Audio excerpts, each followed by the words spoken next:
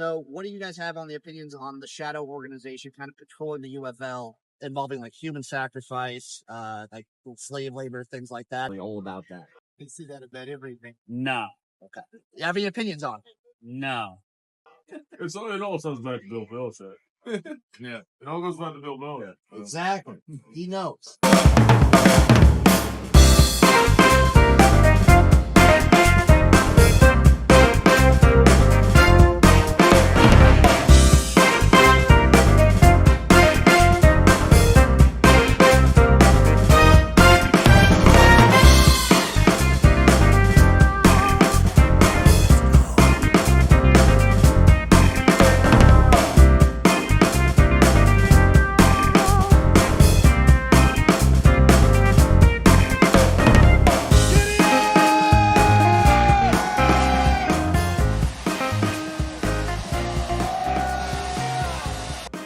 There we have it, folks. Made it to the finish line. The season is now behind us. I still have the stench of St. Louis and that championship game on me as I speak. The Birmingham Stallions are your inaugural UFL champions. God. No one can take down them Stallions, huh? They win it 25-0 in what was maybe what I am calling a bottom 5 game in the UFL this year. That game was disgusting. It was abhorrent. But for you Stallions fans out there, it was borderline erotic. The vibes around the championship were amazing. St. Louis was a buzz, was a stir with the energy of the UFL. I could feel it in my loins the second I stepped into the city. The game, though, flat out, not a good game. Blowouts just aren't usually very entertaining unless you're the team blowing the other team's back out. B, the Brahmas maybe could have showed something. That was easily their worst game of the season. Shout out AJ and Garbers for really just kind of driving home how bad they have been throughout this season at points. And it was just so frustrating. And yes, I understand the Brahmas had injuries. Yes, I understand that they couldn't do anything. They just flat out could not. And C, while the defenses were amazing for both teams, especially throughout the season, and especially for the championship game for the Stallions, you also need to see something on offense. The defenses can be amazing, but there also needs to be some offensive, in order to make for an entertaining game. And that just did not happen here. But damn Stallions. Y'all are some kings. The kings of spring, they are calling them. And crown them, right? Crown the Stallions. Now, looking at the Brahmas, Chase Garbers, if the rumors about the business decisions are true, dead to me. Dead to me. Put him at the stake right now. Flog him, tar him, feather him, get him out of town. I don't want him anywhere near my league if the allegations are true. I'm holding out hope, but if they're true, dead. Absolutely dead. Shout out to Bryce Thompson and Jay Sternberger, though, because those boys made for the most entertaining moment of the night. Thompson was like jawing the fans the whole game. He was in his head the whole freaking game, just flipping people off, yelling at the fans, and then getting into it with the other opposing players. And then eventually him and Jay Sternberger just got into an all-out fight, and that was easily, in my opinion, the most excitement I had that entire game. It was just, that was great. AJ Smith, I talked about you earlier, but I'm focusing in on you because he was one of the most exciting and frustrating coaches this entire season. He would have games where he would look amazing, where he would call such good plays, and the Brahmas offense was just clicking. And then moments of just stagnation and frustration where nothing he tried to throw out there would work. It was like he was a mindless 22-year-old playing Madden with the Brahmas players. It was baffling to me at points. And I do not know how you don't run the ball more. I do not understand it. And honestly, the last part that I want to talk about, for the actual gameplay itself, I don't believe Adrian Martinez deserved the MVP.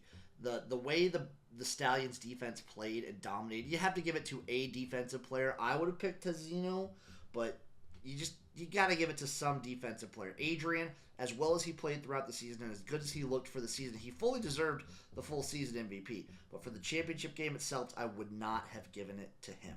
And that'll bring me to my final UFL Jim power ratings. At number 8, obviously it's the Houston Roughnecks, 7 Memphis Showboats, 6 DC Defenders, 5 Arlington Renegades.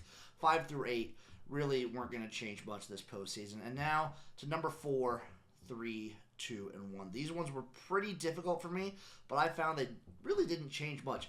I understand some people's reasoning, but hear me out.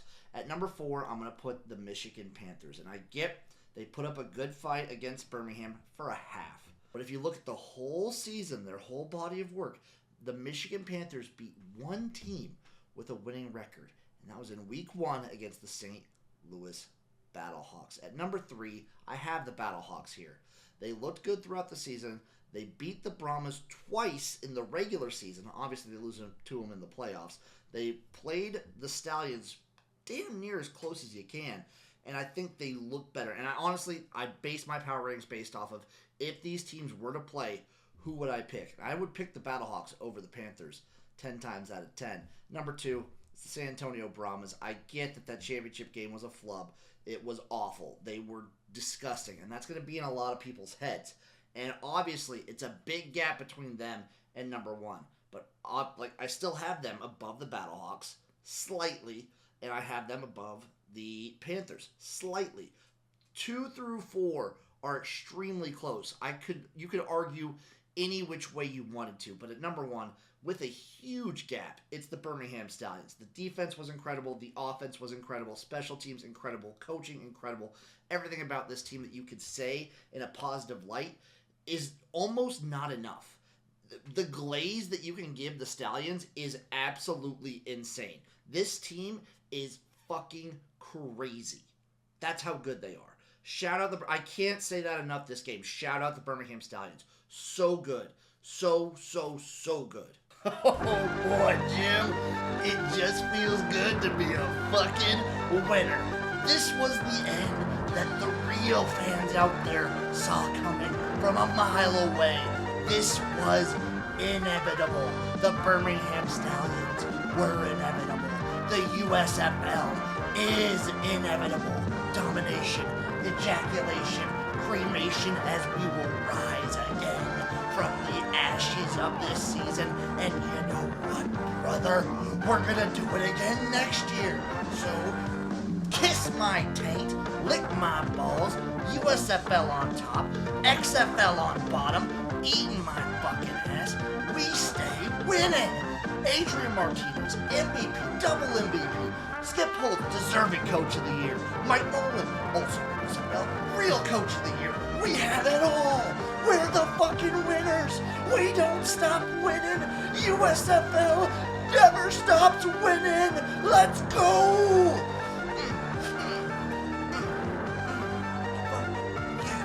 XFL. Fuck the XFL. Fuck you. XFL. Fuck the XFL. Congratulations to USFL Jim and all the USFL fans out there, and especially to you Birmingham Stallions fans out there. You got to be on cloud 9 right now. I get that it's been a week since it happened. We've all had time to reflect, but you still have to be just floating and flying high at this moment. Now, I have some questions for you people out there. Question number 1. How do you think the championship went for people tuning in for the first time? Do you think the festivities kind of made up for the lackluster game? Do you think there were some interesting things going on with the broadcast? What do you think a first-time viewer's vision of the UFL was tuning in to the championship game? Number 2, where do you think they'll have the championship game next year? Are they going to try and make St. Louis like the championship spot? Will they dabble around with a neutral site location? Are they going to just try and rotate with the stadiums they already have leases for? A, what do you think they'll do? And B, what would you like the UFL to do for the championship game in year 2? Number 3, why is Skip Holtz so damn dominant in the UFL and spring football in general? He wasn't that dominant in college, so I don't fully understand what's going on and why he's so good of a coach here. Things aren't lining up. Number 4, are we just all kind of okay with The Rock not being there and kind of stepping back and being just sort of a face? There's aspects to it that I would appreciate The Rock being there. He's obviously the biggest name associated with the UFL, and it would be nice for him to show his face and kind of bump up the league. But I'm okay with it not being all about Dwayne The Rock Johnson myself. So are we okay with that? Are we cool with that? Because I'm thinking we might be okay with that. And number 5, do we expect any potential rule changes in the offseason? Now with the NFL going back to the old XFL style of kickoff, do we expect the UFL to maybe adopt something like that? Do we think they change the PAT system? I really hope not. Do we expect punting changes? Just any sort of rule changes. Are we expecting any tweaking of the rules in this coming offseason? These are my questions to you. Answer them all. Pick one. I don't care which. Just get back to me, okay? I appreciate your guys' input. The garage is sort of a familial space, and I appreciate what you guys bring to the table here. It's at this moment in the show that I'd like to welcome on a very, very special guest. Some call him a football historian. I call him a dear personal friend and one sexy motherfucker to butte. It's John Lewis. Man, it is going great. Thank you for having me on here. We got through a season, pretty exciting, and, we saw a championship game. That's success, in my book.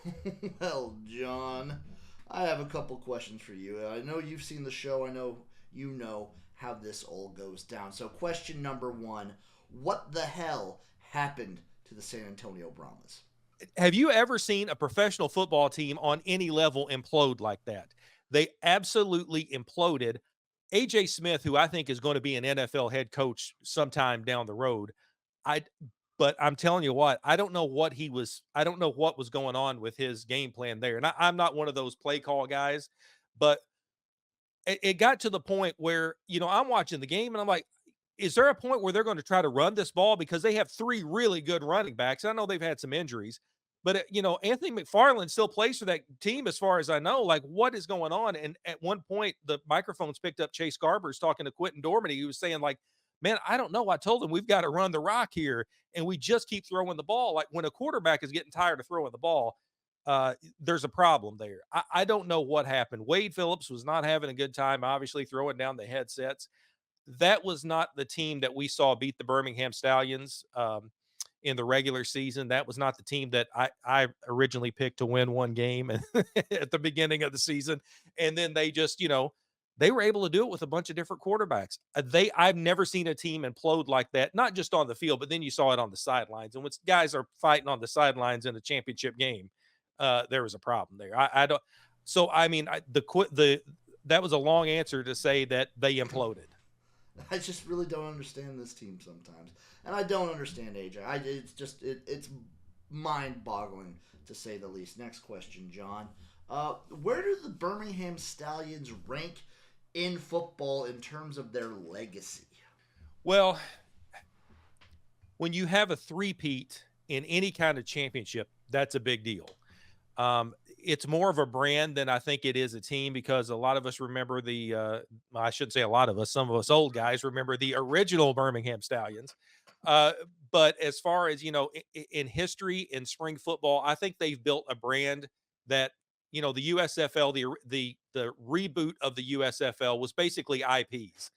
Now what this has turned into is the Birmingham Stallions have created a brand. So I like that. I think as far as legacy goes, I mean, I have to put them at the top as far as spring football goes, because we've never seen spring football really in a lot of leagues go this long. So, I mean, it's a small body of work, but man, I got to put the Stallions at the top as far as legacy goes right now. Next question for you. What makes Skip Holtz such a good coach for spring football? I think he's a good coach because for spring football, especially, because he's a guy who wants to teach the game. I think that's why he was involved in college coaching for so long. And I think he likes this because this is a low pressure situation for a coach. Now, Holtz, he's probably sitting on some money, so he's fine. He's got groceries. So he can, as a coach in spring football, take these guys who want to get to the next level and teach them.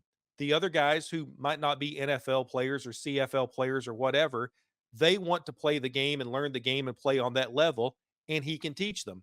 He works for 4 months, then he goes fishing or does whatever he wants to do, and then he comes back again. Seems to me he's having a great time, and I think that's a lot. That's a big part of it too. When you are having fun, you are teaching players, and that's what you want to do, and then you only have to work for about 4 months. That's pretty good. And I think Skip Holtz is a great teacher.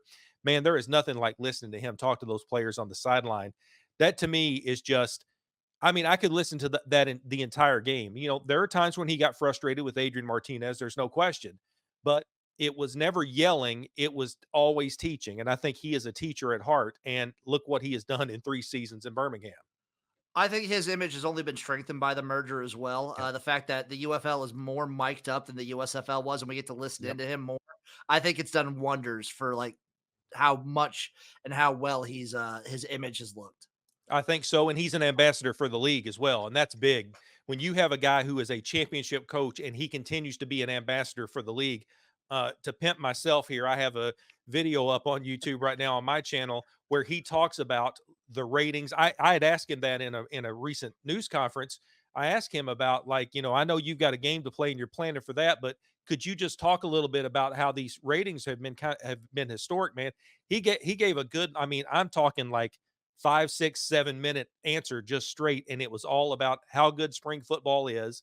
He wasn't trying to pimp himself or pimp the league, but he talked about why it's good and why people are catching on and why it is a TV product. So I thought that was pretty cool. He is a great ambassador for this league. And of course, with the season now behind us, where does the UFL go from here? What do we see in year 2, in the off season? I want to say that they go up, but I honestly feel like this might be the plateau, and that's not a bad thing, because I think this, as far as television goes, was very successful, and this is a television product. Let's face it. I mean, even the NFL is really a television product, but I think that where we go from here is in the off season right now. And I think Daryl Johnson, who's the EVP for the UFL, has talked about they've got to get into some grassroots, on the ground, local marketing and get fans back in the stands. So, I mean, if there was a gripe that I think a lot of us had, it was a little bit of a clunky rollout, but they got it together because this merger it sounded like it came together very quickly. And so it was almost maybe a miracle that they got this thing off the ground, but people were interested in it. Ratings were good. So I don't know if you can really like grow exponentially in TV ratings, but I think there is room for growth, and that's going to be in the local markets. All right, John. Last question. You have The Rock, Danny Garcia, and Moose Johnston versus Vince McMahon, Brian Woods, and Adam McLean. Who is coming out on top in a 3-way tag team death match? Coming out on top. Adam McLean. I feel like The Rock is probably going to be, that's your ringer anyway. So I'd probably take him maybe against that entire, you put those other guys combined. Adam McLean. But yeah, I think that is, I think I like Rock, and I like a Moose. I think, man, I mean, you could take those two and probably beat a lot of people. And Danny, but throw Danny in there too. You're right. Interesting take, but wrong answer. Wrong answer, John. I think Adam and Brian have their own underhanded tricks as well that they could kind of sneakily get something done in a deathmatch situation. All right, John, tell the people a little about yourself before you get out of here. Well, I've got, I'm kind of like you. I love spring football. I like, alt football. Some people don't like that term, but I heard Jonathan Heimbach use it. He's a guy that played for the OG XFL. He's been involved in the USFL, the XFL, now the UFL, and he calls it alt football. So I'll call it alt football. And I like to do just kind of some, you've been on my show. We talk a little bit of, I like to do interviews and, talk about the game and talk about the league, but also do a few historic videos. So just check out John Lewis Sports on YouTube, and check it out. If you like it, subscribe. You know the whole spiel. Subscribe, notify. And that's a wrap, folks. The UFL season is finally behind us. How do we think it went? How do we think the future is going to look? I have some things in mind. I'd like to see boots on the ground, marketing. I'd like to see the UFL really embrace the communities that it's trying to be a part of and have teams in. Get people there in those cities, in those communities that could do reach out and fun events and get some stuff going on. And I think with a full off season, we should see a little bit more preparation. Preparation's a good word for this. I'd like to also see dedication to fan engagement. Just really keep that strong. Do fun theme nights, keep things going. A couple teams have a really solid identity, but I think more teams need a good identity that I think the league can kind of promote and make happen naturally. And I want them to keep up the content train, have some fun things going on. You don't need to go full crazy with it, but have some things going that kind of keep people abreast of the league and what is happening, and some fun things going on. You know how it is. But the season is done. And of course, this is my second to last time talking about the UFL. My second to last time with you. Sometime in the midst of the summer and the dead season, there will be a full UFL retrospective, believe you me. But for now, this is my farewell as UFL Jim, as my league enters its hibernation, its slumber. And I leave you in the embraces of Arena Jim, CFL Jim, of course, Gambling Jim coming for the college football NFL season. There will always be a Jim, but my time has come. I appreciate you all. I love you all. Thank you for showing love to the UFL, and more importantly, to me. Bye-bye, everyone.